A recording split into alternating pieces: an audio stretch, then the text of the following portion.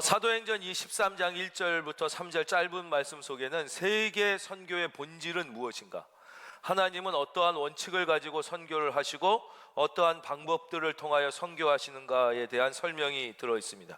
이 세 구절 안에 바로 앞으로 사도행전 28장까지의 모든 선교와 다시 주님이 재림하셔서 이제 모든 산자와 죽은 자를 심판하실 때까지의 역사 속에 어떠한 방식으로 하나님이 선교하시는가 하는 내용이 다 들어있지요. 이 첫째 요 세 절 말씀에서 우리가 발견하게 되는 중요한 첫 번째 진리는 세계 선교, 즉 선교는 하나님이 하신다는 것입니다. 즉 선교의 주체는 인간이 아니라는 거예요. 선교사도 아니고 인간이 아니고 인간이 속한 어떤 단체와 조직도 아니고 오직 세계 선교의 주체는 하나님이시라는 사실입니다. 이것을 조금 어려운 말로 미시오 데이라는 말을 씁니다. 혹시 들어보신 분이 계실지 모르겠지만 미시오는 미션이라는 단어의 라틴어입니다. 미시오, 미션. 데이는 데오스, 하나님이라는 뜻입니다. 바로 하나님의 선교이죠. 오늘 성경에 보면 2절에 분명하게 이렇게 말씀하십니다. 주를 섬겨 금식할 때 성령이 이르시되 내가 불러 시키는 일을 위하여. 이게 바로 선교입니다. 하나님께서 우리를 불러 시키시는 일이지 우리가 하고 싶다고 하는 일이 아니고 인간이 하겠다고 되는 일도 아니라는 것이에요. 성령님이 내가 불러 시키는 일을 위하여 바나바와 사울을 따로 세우라 그랬습니다. 근데 중요한 것은 언제 이 말씀이 들렸냐 하는 것이죠. 2절 주를 섬겨 금식할 때 이 말씀이 들렸다는 게 매우 중요한 포인트입니다. 한번 저를 한 단어씩 따라해 주세요. 주를 섬겨 금식할 때. 그때 이 말씀이 들려서 하나님이 바나바와 사울을 따로 세우라고 하셨어요. 지도자들 중에 최고의 지도자를 세우라고 그랬더니 그 다음에 이들이 어떻게 했냐? 3절 이에 금식하며 기도했어요. 이것도 같이 따라해 주십시오. 잘해 주셨습니다. 금식하며 기도하고. 그렇습니다. 바로 기도인데 어떤 기도냐? 금식하며 하는 기도라는 것이죠. 여러분 모든 기도는 다 귀합니다. 그러나 여러분 특별히 하나님의 음성을 듣기를 원하신다면, 여러분이 하나님이 들려주신 음성을 행하기를 원한다면 우리는 반드시 금식하며 기도해야 하는 것입니다. 첫째, 금식하면 어떤 일이 일어납니까? 우리의 육체가 약해짐을 경험합니다. 그래서 하나님의 일은 내 인생조차도 내 힘이 아니라 하나님이 도와주셔야지 할 수 있음을 절감하게 됩니다. 두 번째, 금식하면 영혼이 맑아집니다. 쓸데없는 잡생각이 사라집니다. 그리고 더욱더 말씀에 하나님 앞에 집중할 수 있는 힘이 생깁니다. 금식해 보신 분들은 다 아실 거예요. 금식하면 3일이 지나면서부터 어떻게 됩니까? 몸의 기운은 없는데 정신은 평소보다 훨씬 더 맑아짐을 경험하게 됩니다. 그래서 저도 어떤 기도의 제목이나 하나님의 뜻을 찾으려고 기도할 때는 늘 금식하며 기도합니다. 근데 여기에 주의점이 하나 있죠. 금식하며 기도할 때 문제는 뭐냐? 금식하는 걸 드러내지 말라는 거예요. 드러내지 말라는 거예요. 그게 이제 약점이 있었어요. 나 금식한다, 나 초죽음이 됐다, 나 기도하는 것 좀 알아봐 달라. 그러면 늘 사람이 알아주면 하나님은 잘 안 알아주시는 거예요. 이미 다 사람에게 상 받으면 하나님께 받을 상이 없다고 예수님이 그러시잖아요.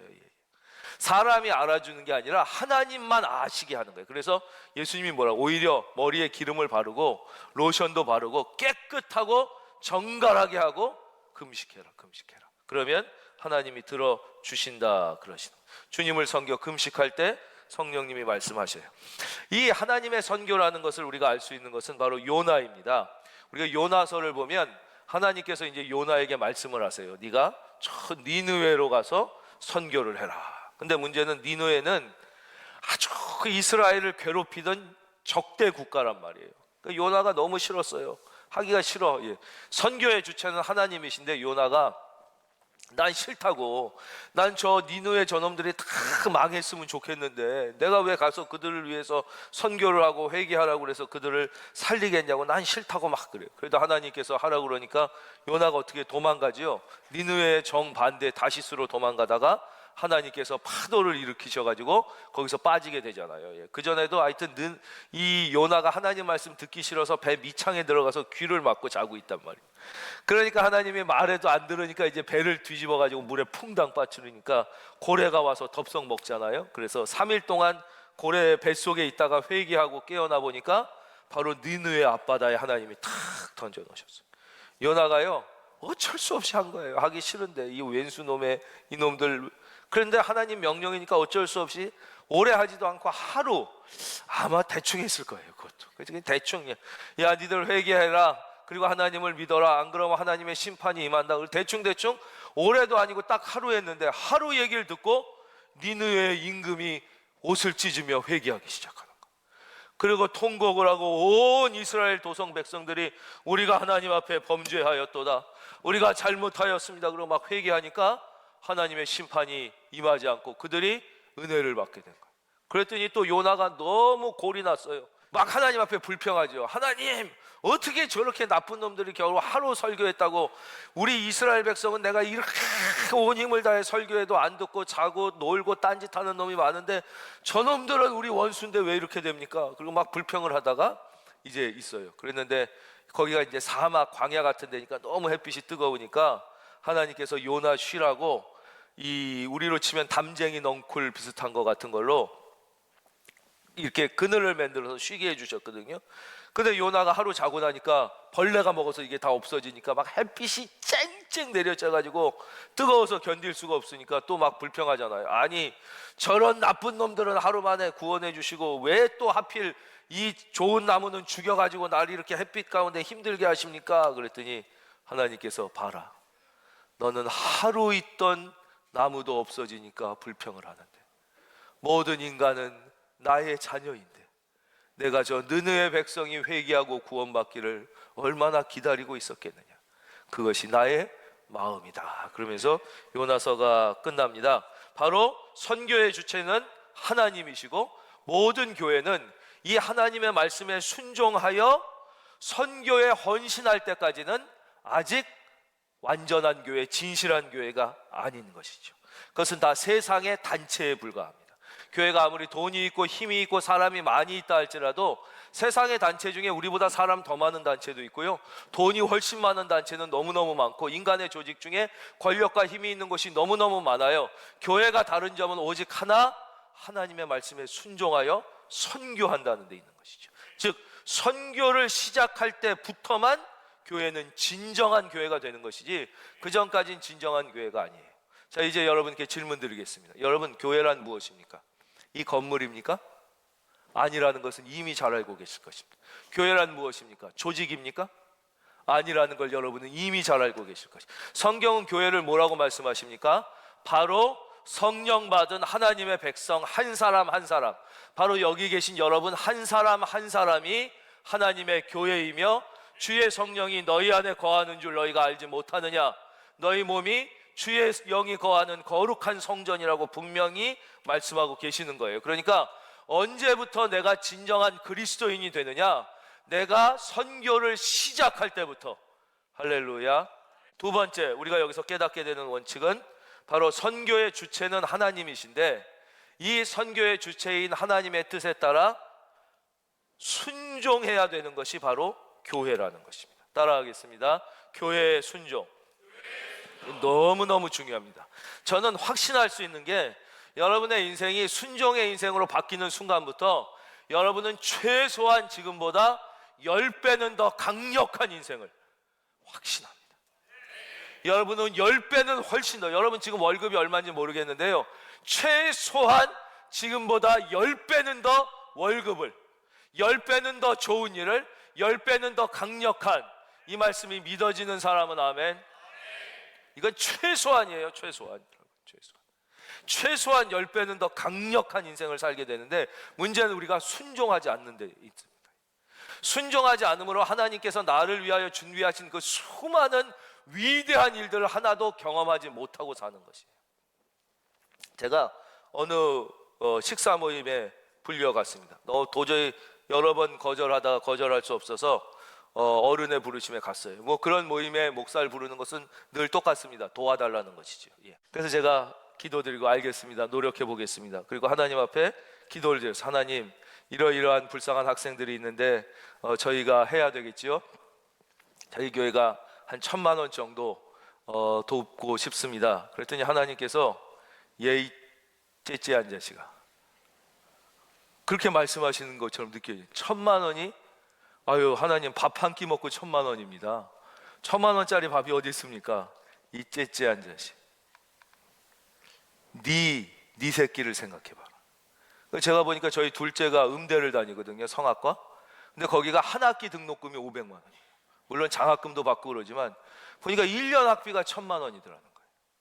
네 새끼는 1년마다 1,000만 원씩 학교 보내면서 그 불쌍한 애들 돕는데 겨우 1,000만 원이냐? 이 째째한 새끼야. 새끼도 국어 표준사전에 나와 있는 단어예요. 그래서 제가 하나님, 얼마, 최소한 10배는 해야지.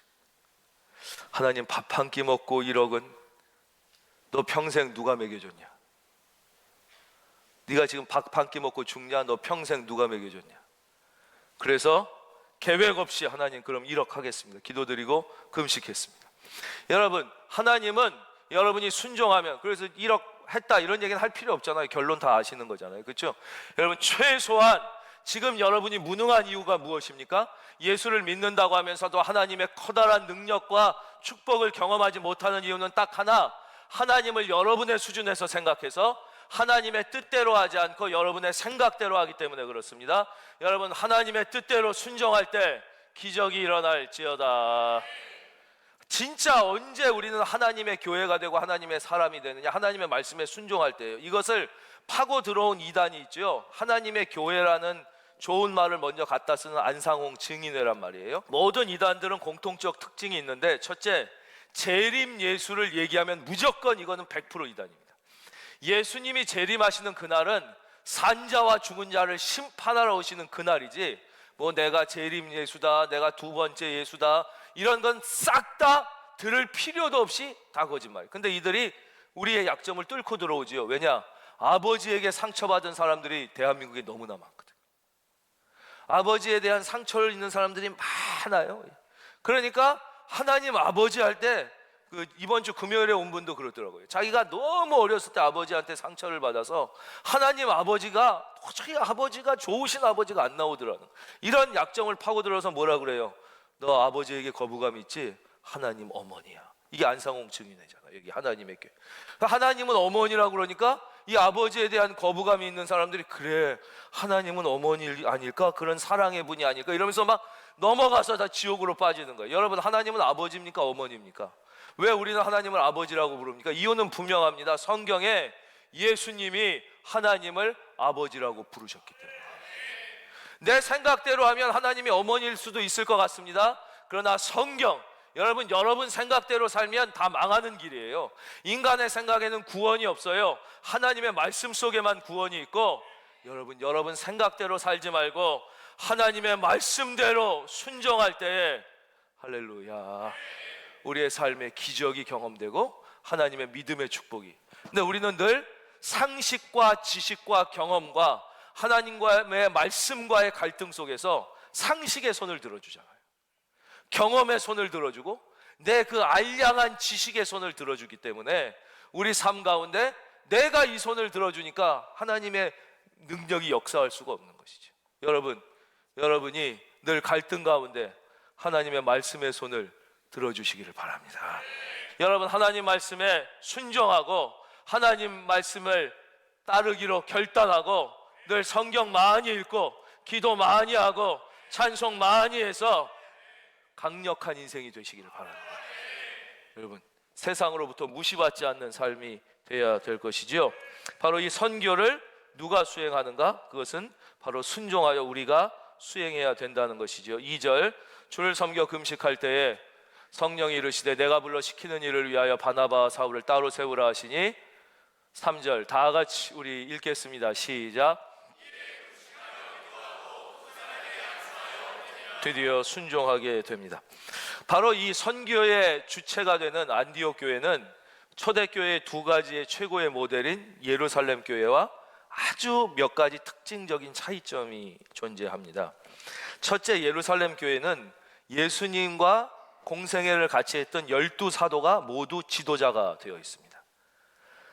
그리고 그 다음에 뜨겁게 기도했던 120명의 성도, 그들이 성령 받으면서 교회가 시작되고 이들이 나가서 전도합니다. 그러면서 하루에 3,000명, 5,000명씩 예수 믿고 돌아오는 이런 교회입니다. 그런데 이 안디옥 교회는 12사도 중에 해당되는 사람이 단 한 사람도 없습니다. 아주 특이한 특징입니다. 보통 이쪽에 사도가 12명이나 있으면 다른 쪽의 큰 교회에 사도를 한두 명 정도는 파송할 만한데 그렇지 않았습니다. 그리고 아주 다양한 배경의 사람들이 모이게 됩니다. 그게 13절, 저희 지난 시간에 잠깐 언급했던 1절이에요. 안디옥 교회에 선지자들과 교사들이 있으니 곧 바나바는 잘 아시죠? 바나바는 구브로 출생의 바나바. 이 사람은 사업가였고 인격이 훌륭했고 믿음이 뛰어나는 존경받는 사람이에요. 구브로는 지금의 세계 지도를 찾아보시면 키프로스라는 곳이 있습니다. 거기가 구브로예요. 거기 출신이고 그 다음 사람이 중요합니다. 니그로라 하는 시므온이에요. 이 사람은 남아프리카 출신의 흑인입니다. 근데 또 이름은 특이하게 히브리 이름을 가졌어요. 그러니까 이 사람이 얼마나 세상의 편견에 시달렸는지를 우리가 능히 짐작할 수 있어요. 우리나라도 비슷한 친구가 하나 있어요. 연예인 중에 조나단이라고 혹시 아세요? 그 콩고 왕자인가 뭐. 근데 얘가 우리말을 막 유창하게 하는데 이제 보면 완전히 흑인이에요. 근데 얘는 그래도 이름이라도 조나단이지. 근데 걔가 만약에 이름이 김철수야, 뭐 김영수. 그래서 전화할 때는 우리말을 너무 똑같이 했는데 면접 보러 오세요 그랬는데 흑인이 왔다면 어떡하겠어요? 바로 표정이 달라지는 거예요. 거기서 엄청난 멸시천대와 이 자기에 대한 편견, 세상의 사회적 편견과 억울한 일을 무지무지하게 당한 사람인데 바로 또 이 사람은 노예 출신입니다. 이 노예를 초대교회의 지도자로 세웠다는 거죠. 오늘 말씀의 제목이 편견에 맞서는 법입니다. 우리 중에 내가 억울한 편견의 희생자라고 생각하는 분이 있다면 더욱더 이 말씀에 집중할 필요가 있습니다. 내가 여자라서 사회적 편견에 희생당한 적이 있다, 희생당하고 있다라고 생각하신다. 내가 혹시 고향이 어느 쪽이라서 내가 내 실제의 가치대로 평가받지 못하고 사회적 편견에 희생양이 된 적이 있다. 그러니까 지금은 아주 성공한 분이 있는데 그분이 쓴 책을 읽다가 저도 눈물을 흘렸는데 자기가 다 합격이 돼서 그 회사에 들어가게 됐다는 거예요. 아주 조그만 회사였는데. 근데 갑자기 연락이 와서 오지 말라고 그러더라는 거예요. 전혀 그럴 리가 없는데. 그래서 자기가 갔다는 거예요. 찾아가서 아니 어제까지 이렇게 분명히 합격이라고 그랬는데 왜? 그랬더니 이분이 말을 잘 못하고 그래서 자기가 그랬대요. 혹시 제가 고향이 어디라서 안 되시는 거면 저는 정말 마음이 아플 것 같습니다. 저는 어려서부터 아버지가 늘 정직하라고 그랬고 최선을 다하면 사람들이 다 너를 인정해 줄 것이라고 말씀해 주셔서 오직 그렇게만 믿고 최선을 다해 왔습니다. 근데 만약에 사장님께서 다른 이유가 아니라 제가 어디 출신이라는 이유 때문에 저를 합격시켜 주시지 않는다면 그것은 아마 제 인생에 깊은 상처가 될 것 같습니다. 그랬더니 그 사장님이 그래도 사람이 된 사람이라 미안하다, 내가 좀 실수한 것 같다, 그럼 한번 같이 일해보자. 그래서 일을 해가지고 그 사람과 같이 일으켜서 지금은 아주 이름만 대면 아는 큰 회사에 이렇게 회장으로 은퇴한 분이 있거든요. 근데 그럴 수 있는 거죠. 이런 사회적 편견, 혹은 내가 어느 학교 출신이라는 걸, 그 학교 그게 좋은 학교냐, 학교 같지 않은 학교, 혹은 내가 대학을 못 나왔다는 이유로 이런 사회적 편견에 시달릴 수 있다는 것이죠. 바로 그 대표적인 사람이 니그로, 우리에게 조생진이라고 그랬을 때 얼마나 우리가 상처받아요. 바로 그거예요. 니게르라 하는 시므온이었어요. 그래서 제가 오늘 그런 억울함을 느끼는 분들을 좀 위로해 드리려고 한 사람을 소개해 드리고자 합니다. 이 사람의 이름은 아서 애쉬라는 미국의 최초의 흑인 테니스 선수입니다. 이분이 1942년생이니까 이분이 테니스를 배우기 시작한 거는 1950년대 한 중반 정도 될 거예요. 그때 우리나라는 테니스가 누구나 다 칠 수 있는 운동이지만 그 당시 미국의 테니스는 최고의 상류층이 치는 최고급 스포츠입니다. 지금도 영국은 골프는 누구나 다 치지만 테니스는 최상류층이 치는 스포츠잖아요. 그래서 영국의 왕족이나 귀족들 운동하는 거 보면 늘 테니스 치는 게 나오지 않습니까? 그때 이 흑인애가 테니스를 배우러 갔다는 건, 또 얘는 어머니가 일찍 돌아가셔서 편부스라에 자랐으니까 꾀죄죄했을 거 아니에요. 흑인애가 왔을 때 당했던 그 멸시와 천대와 그 편견의 희생은 말할 수 없을 것입니다. 무시하고 쫓아내고 욕하고 막 돌 던지고 그랬을 거 아니에요. 근데 얘에게 이 아버지가 이렇게 얘기해 줍니다. 그 사람들이 너를 무시하고 멸시하고 편견을 가지고 천대하고 욕하는 것은 절대 네 잘못이 아니다. 그것은 그 사람들이 내면에 자신감이 없거나 인격이 부족하기 때문에 너를 그렇게 대하는 것이니까 너에게는 아무 잘못이 없다. 그러나 그 사람들이 그렇게 대한다고 해서 너도 똑같이 화를 나고 같은 방법으로 그 사람들을 대하면 너도 똑같은 사람이 되는 것이다. 그러니까 너는 어떠한 경우에도 그 사람들이 너를 편견하고 멸시하고 욕할 때라도 그리스도인답게, 여자분들 죄송합니다, 신사답게, 젠틀맨답게 너는 너의 위치를 지켜라. 그러면 하나님이 너를 도와주실 것이다. 테니스 선수가 됐습니다. 근데 이 사람이 마침 그때 루마니아 사람 중에 일리아 나스타세라는 아주 개망나니 같은 놈이 있었어요. 얘는 늘 시합을 하면 심판한테 항의하고 라켓 던지고 공에 침 바르고, 상대가 좀 컨디션이 좋아지면 일부러 시간 끌고 공 치는 척하다가 넘어져 갖고 다리 아픈 척하고 앉아 있어서 상대방 리듬 깨트린 이런 온갖 치사한 짓을 다 하고 막 욕하고, 막 뻔히 볼 때 완전히 세이브인데도 이게 왜 인이냐 아웃이냐 그래서 막 시간 끌고 막. 근데 이 사람과 이 아서 애쉬가 스웨덴 오픈 결승에서 만나게 된 것이에요. 아니나 다를까 실력이 딸리자 바로 이 일리에 나스타세가 또 지랄지랄을 하기 시작하지 않았겠습니까? 그런데도 안 되는 거예요. 아서 애쉬가 신사적으로 해도 훨씬 점수가 앞서니까 막 그때 막 심판 항의하고 막 온갖 욕을 다 하고 라켓을 부러뜨리고 공에 온 짓을 다 하면서 막 온 지랄을 다 한 거예요, 진짜. 그때 이 아서 애쉬가 전혀 화를 내지 않고 아주 조용하게 심판에게 다가갑니다. 그리고 이렇게 얘기합니다. 제가 이 경기를 기권하겠습니다. 우승을 일리에 나스타세에게 주십시오. 심판이 깜짝 놀랐잖아요. 지금 개지랄하는 놈 저놈인데, 그리고 네가 완전히 앞서고 있는데 왜 네가. 저는 참아낼 수 있습니다. 그러나 제가 경기를 계속하면 저 지랄하는 모습을 수십만 수백만의 시청자가 계속 보고 모욕을 감당해야 합니다.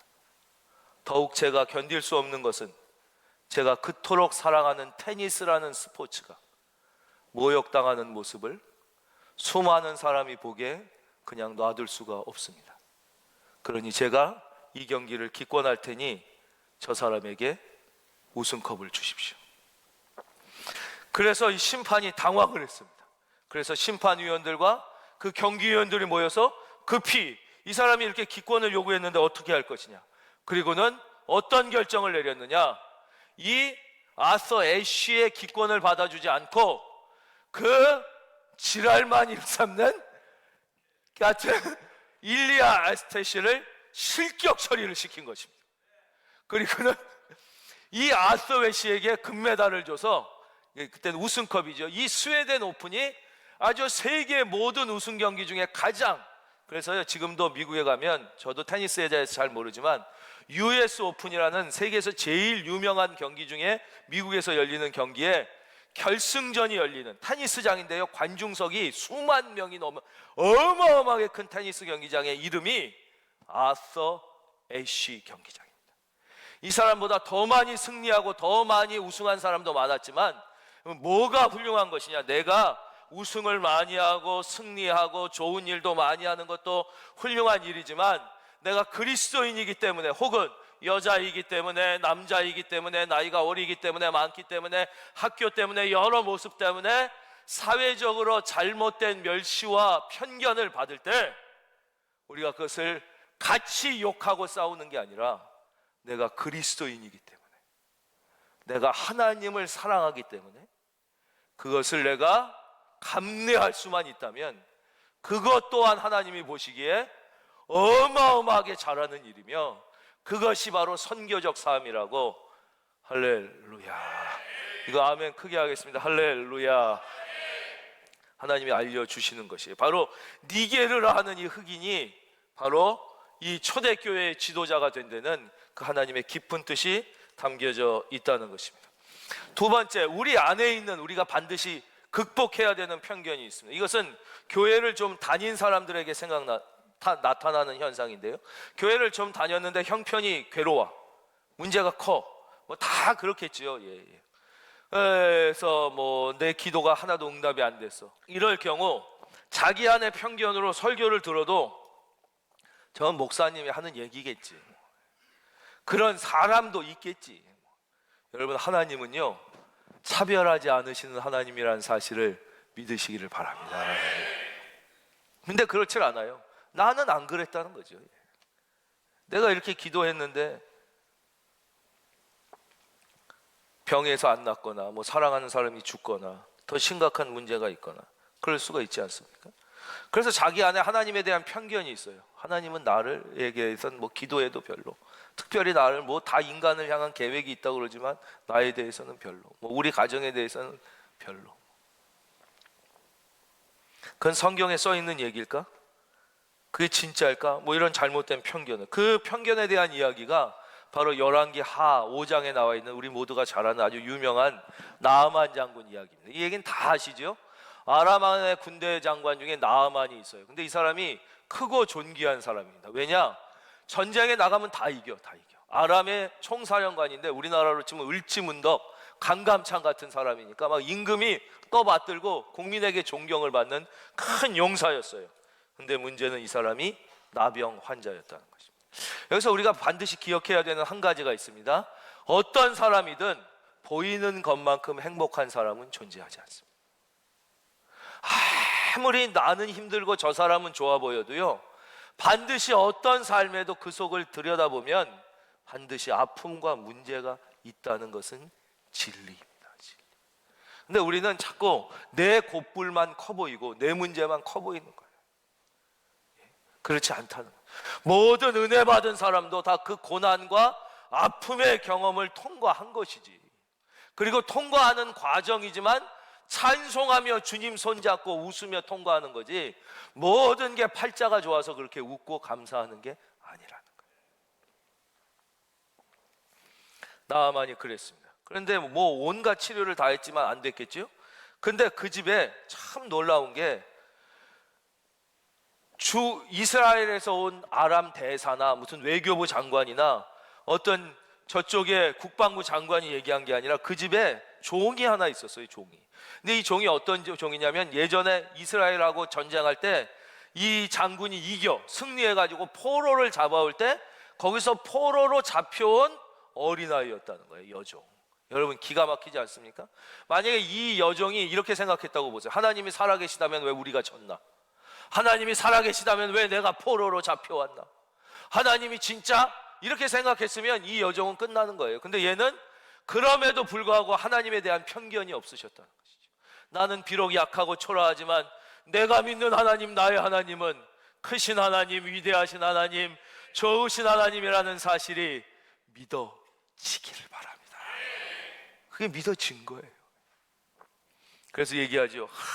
주인님, 저는 장군님이 우리나라에, 우리 고향에 있는 엘리사라는 하나님을 섬기는 종 한 번만이라도 만났으면 너무 좋겠는데요. 그랬더니 나아만이 무슨 종 주제에 이러지 않고, 자기도 아마 지푸라기라도 잡고 싶은 심정이었을지 모르지요. 그 얘기를 듣고 자기 나라 아람 임금을 찾아가서 그 얘기를 합니다. 그랬더니 아람 임금이, 나만 장군만 살 수 있다면 내가 무슨 일을 못하겠어. 그런데 바로 갑자기 가면 이스라엘이 깜짝 놀라고 긴장할 테니 내가 친서를 하나 써주겠습니다. 그래서 편지를 막 써요. 이스라엘 왕한테. 이스라엘 폐하, 제가 너무나 사랑하는 나아만이 누운등병에 걸려서 죽어가고 있는데 귀국으로 보내니 제발 잘 치료해 보내주십시오. 절대 저기를 가지고 침략하려고 가는 게 아니라 그냥 병 날려고 가는 것입니다. 정성껏 써서 보냈어요. 근데 이 편지를 이스라엘 왕이 받고 성경이 뭐라고 써있냐면 옷을 찢었다고 그러는 거예요. 옷은 언제 찢어요? 통곡할 때 찢는 거예요. 너무 슬플 때 찢고 회개할 때 찢는데 이 사람은 왜 찢었냐? 이제 나는 죽었다 이거예요. 아니 봐라, 지 나라에서 못 고친 병을 우리나라라고 어떻게 고치겠냐. 근데 이제 와서 못 고치면은 그것을 핑계 삼아서 내가 잘해서 치료해 달라고 그랬는데 니들이 대충하고 의사도 거지 같은 놈 붙여넣어서 치료 안 해줬지, 니들 가만히 두지 않는다고 공격하면 아람이 우리보다 훨씬 센데 우리는 다 망해 죽었다. 이건 분명히 트집 잡으려고 보낸 거다. 그래서 옷을 찢고 통곡을 하는데 그 얘기를 밖에 있던 엘리사가 듣잖아요. 여러분, 엘리사는요 뭐로 유명해요? 능력으로도 유명하지만 외모로 유명합니다. 그래서 이제 엘리사한테 보내잖아요. 그랬더니 나아만 장군이 또 선물을 엄청나게 싸가지고 가서 저를 만나 주십시오 그랬는데 이때 무시를 당합니다. 완전히 개무시를 당해요. 엘리사가 만나 주지도 않습니다. 대문 밖에서 시종 보내서 야 요단강 가서 씻으라고 그래라 그럽니다. 나아만이 격분합니다. 이게 사람을 대하는 태도냐? 내가 아람의 군대 장관인데 나는 최소한 자기가 주의 종이라면 와서 나를 맞이하거나 맞이하지 않으면 자기 방에 불러서 머리에다 손을 얹고 기도라도 해줄 줄 알았지, 이렇게 종을 보내서 날 무시하는 거 막 화를 내고 우리나라라고 강이 없냐? 우리나라도 양쯔강도 있고 황허간 한강보다 큰 강 많다고 가려고 그러는데 부하 중에 괜찮은 부하가 장군, 그보다 더 힘든 일을 시키셨으면 안 했겠습니까? 지금 죽느냐 사느냐 하는 문제인데 자존심 세우겠습니까? 더 힘든 일도 했을 텐데 요단강에 들어가시는 게 뭐가 어렵습니까? 하십시오. 그래서 나아만이 그 말을 듣고 요단강에 들어가잖아요. 6번 나올 때까지는 아무 일도 없었는데 7번째 나오니까 성경에 뭐라고 써 있느냐? 그 피부가 어린아이 피부같이 되었다는 것이, 이것이 전화위복이고 역전의 하나님이에요. 여러분, 순종하면, 자존심을 내려놓고 순종하면 역전의 하나님, 저는 여러분들이 모두 다 그 하나님을 만나기를 바라요. 근데 하나님은 늘 우리에게 축복을 주실 때 고난이라는 포장지에 담는다는 거예요. 그렇지 않고 그냥 축복이 오면 사람이 교만해지고 사람이 정결해지지 않고 더 세상적이 돼서 안 되기 때문에 하나님은 우리를 더 정결하고 겸손하게 만드시기 위해서 늘 고난이란 표장지를 통해서 우리에게 주실 때가 많아요. 그때 이런 잘못된 편견을 갖지 않고 순종하면 그때 어마어마한 은혜가 있어요. 그러니까 어떻게 해요? 이 나하만이 너무 감사해서 또 엄청난 황금과 막 온갖 선물을 다 가지고 엘리야한테 와서 뭐라고 그래? 엘리야여 제발 받아주십시오. 그때 엘리사여 제발 받아주십시오. 그때 엘리사가 멋있습니다. 뭘 그까짓 걸 가지고 이런 선물을 갖고 하느냐. 우리 하나님은 죽은 자도 살리시는 분인데 무슨 그까짓 문둥병 하나 고친 거? 야, 그건 선물 받을 일도 아니다. 갖고 가라.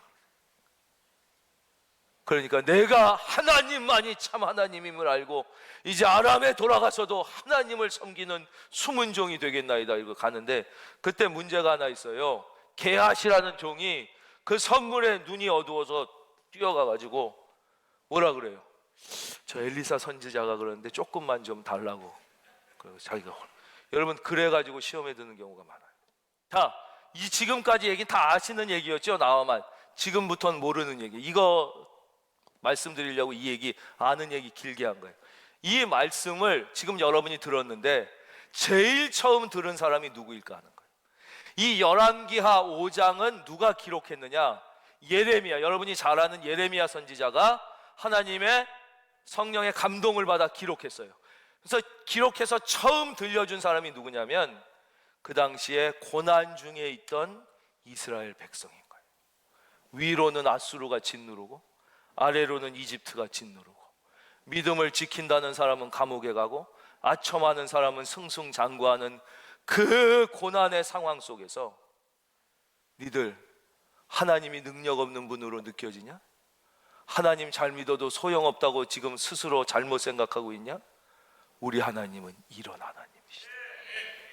어린 계집종을 통해서도 그 나라의 장군을 살려주시고 죽은 자도 살리시는데 그까지 문둥병 고치는 것은 아무것도 아닌 그 하나님을 너희들이 그렇게 못 믿냐? 그 하나님 믿고 고난 견디면 거기선 70년이에요. 70년 70년만 견디면 하나님께서 놀라운 역전의 은혜를 보여주실 텐데. 근데 여러분들은 제가 보니까 이건 어느 분 글에도 나와 있는데 세상의 고난은요 10년 이상 가는 고난이 없어요. 정말이에요. 어떤 고난도 10년만 참으면 돼요. 믿음 안에서. 믿음 없이는 이제 죽을 때까지도 가겠지. 그 믿음이 다 떠나고 이 예배 떠나고 거기서 다 문제가 있는 것이지. 어떤 상황에서도 말씀의 자리, 예배의 자리만 붙잡으면요 10년 넘어가는 고난은 절대 없으니까. 할렐루야. 여러분 어떠한 경우에도 말씀의 자리 기억하시고 은혜의 자리, 좋으신 하나님 붙잡고 역전의 하나님을 만나는 행복한 하나님의 진실한 성도들이 다 되시기를 주의 이름으로 축원합니다.